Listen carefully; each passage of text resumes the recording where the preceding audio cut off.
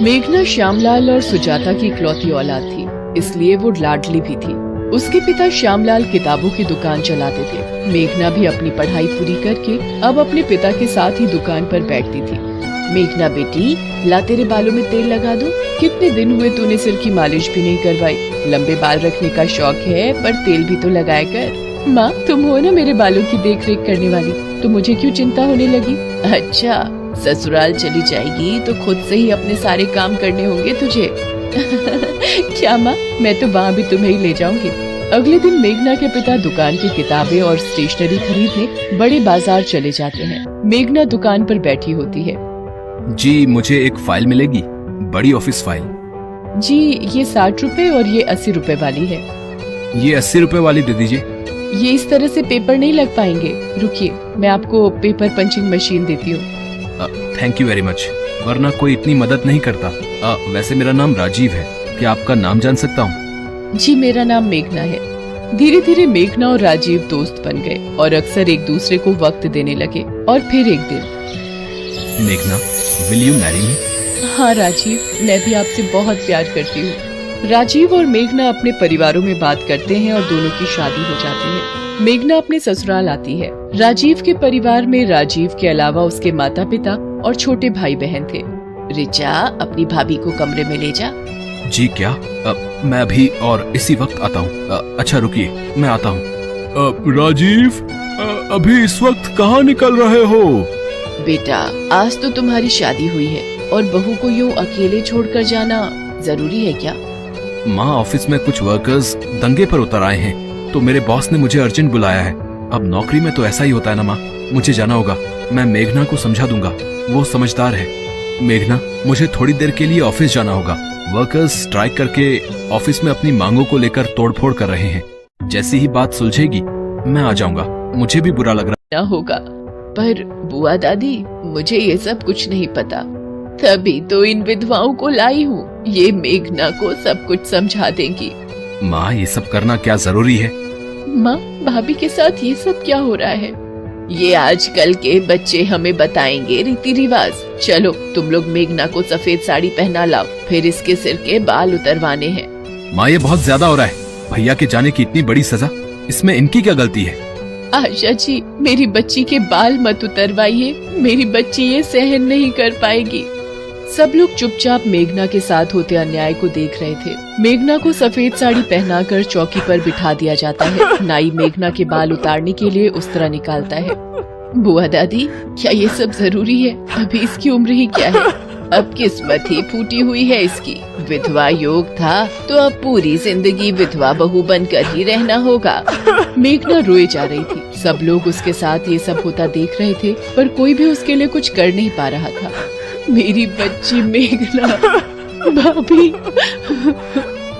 मेघना बिल्कुल मायूस हो चुकी थी। उसके आंसू सूख रहे थे। उसकी किस्मत का फैसला भगवान के हाथ में था। तभी मोहित तेजी से मेघना की तरफ जाता है और उसका हाथ पकड़कर घर के मंदिर की तरफ ले जाता है और मंदिर में रखे सिंदूर को मेघना की मांग में भर देता है।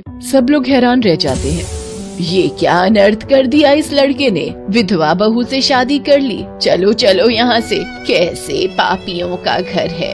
मेघना मोहित को चाटा लगा देती है और कमरे में जाकर फूट फूट कर रोने लगती है। आशा, कहीं न कहीं मोहित ने जो किया है वो ठीक ही तो है। मेघना से शादी करके मोहित ने मेघना की जिंदगी में फिर से रंग भर दिए हैं। अभी उस बेचारी ने देखा ही क्या है। शायद आप ठीक कह रहे हो जी, हम भी तो ये सोच सकते थे, पर पुराने रीति रिवाजों के पल्ले में बंधकर आज एक बहू के साथ अन्याय कर रहे थे।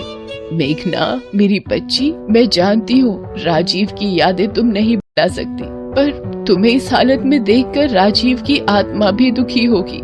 सब लोग मिलकर मेघना को समझाते हैं और मोहित के फैसले की सराहना करते हैं। मेघना की जिंदगी में फिर से एक बार रंग भर जाते हैं। एक विधवा बहू की शादी करके खुशियाँ मेघना की जिंदगी में फिर से दस्तक देती हैं।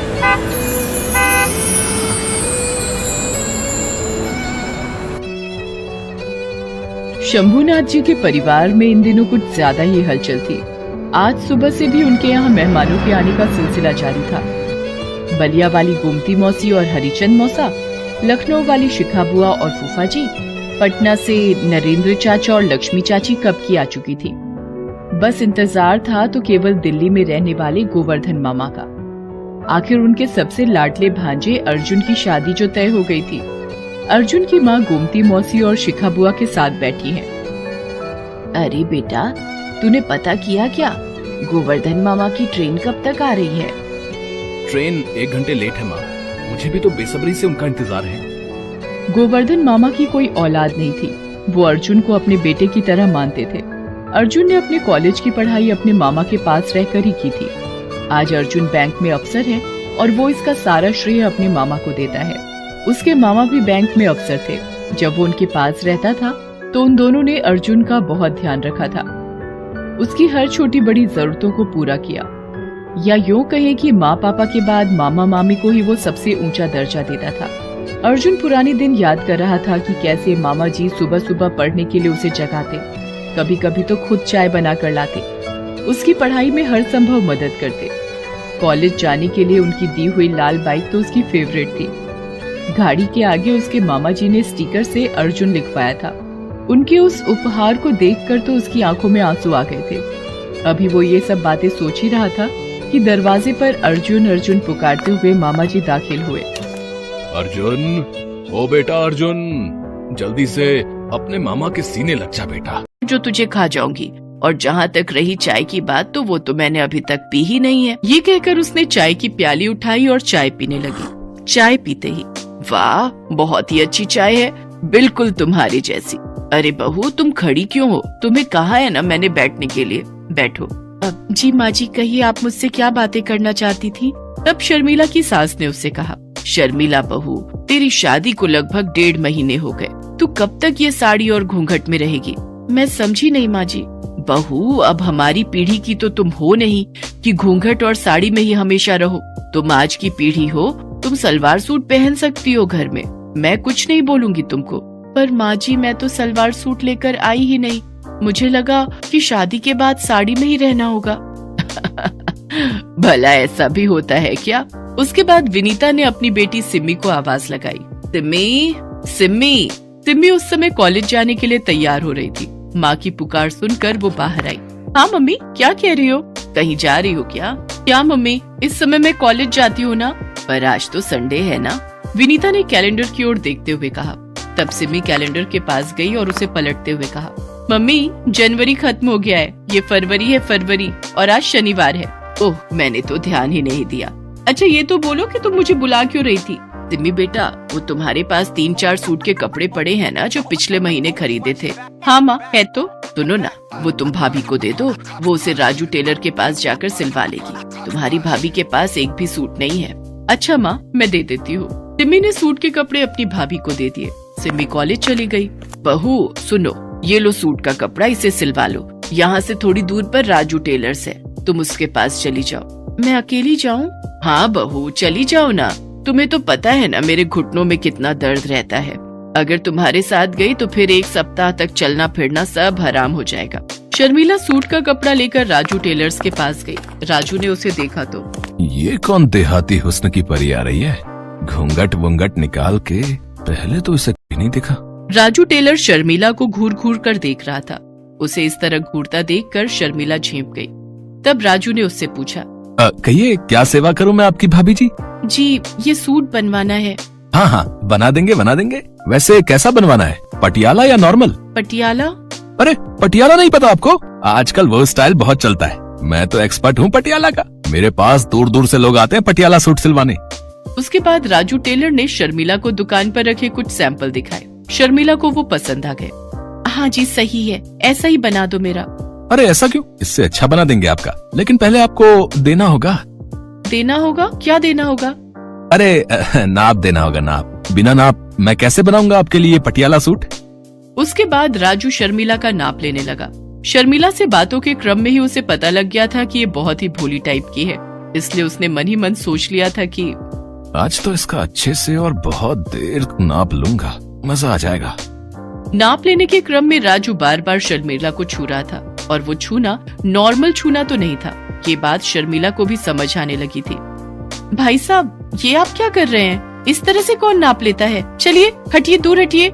अरे क्या हो गया भाभी जी, क्यों गुस्सा हो रही हैं आप? गुस्सा नहीं हो तो क्या करूं? आप ये किस तरह से और कितनी देर से नाप ले रहे हैं? कभी कमर को छूते हैं, कभी इधर हाथ लगाते हैं, कभी उधर हाथ लगाते हैं। ये क्या बात हुई? अरे टेलर को नाप लेने के लिए इधर उधर तो हाथ लगाना ही होता है ना। अब मेरी आंखों में कोई मशीन तो सेट नहीं है कि एक बार किसी को देखें और परफेक्ट नाप ले ले। राजू अपनी बेहुदा दलीलों से अपनी कारगुजारी को ढकने की कोशिश कर रहा था, लेकिन शर्मिला भले ही भोली थी, लेकिन ना समझ तो बिल्कुल भी नहीं थी। देखो, मेरे सामने ज्यादा तेज बनने की कोशिश मत करो, मुझे पता है तुम क्या कर रहे थे। मैं चुपचाप सुन रहा हूं तो इसका ये मतलब नहीं है कि आप कुछ भी इल्जाम लगाओ। अरे मैं कोई नया टेलर नहीं बनाऊं, सालों से यहाँ काम करता हूँ। हाँ, और न जाने कितनी औरतों के सूट सिले मैंने, किसी ने इस तरह से मुझ पर इल्जाम नहीं लगाया जैसे आप लगा रही हैं। अगर आपको मुझसे सूट नहीं सिलवाना तो आप जा सकती हैं, लेकिन इस तरह के बेहुदा इल्जाम तो